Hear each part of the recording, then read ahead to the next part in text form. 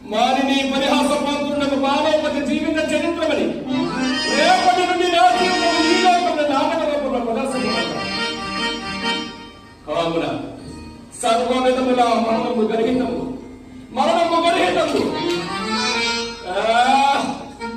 జీవించి ఉండదమన్నా పరనారీ పరిభాష పక్క కలంక జీవనమున్నది. మరి దుర్భరమే ఏమి చేయగలరు?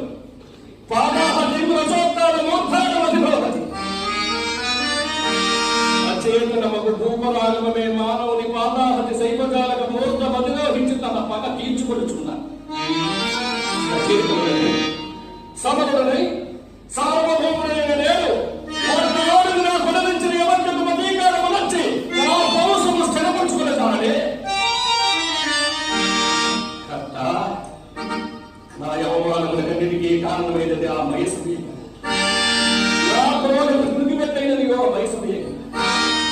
తొక్కతోక రాజసూయమే లేకుండా నాకెంతటి ఇంటిపాటు పుట్టనే పుట్టి ఉన్నది కదా. అవునా? ధర్మన రాజసూయము సుయోధన అభిమాన పుష్పోపమన నిర్మూలనములను విశ్వవాయు సదృశమైనది. దురాత్మయులు, రాజనీతి వాక్యులు, పరవంచనాశక్తులుగా పాండవ హతములు నిలిచిలేదు. నేనేలా పాడుపై సభకు వెళ్ళవచ్చు? అరే నాకేలా పాడుపై సభ సందర్శించవు అంకురించవు. నేనే అందరికీ తెలియవచ్చు అవాచ్యతకు అవమానములు కూడా కావాలి.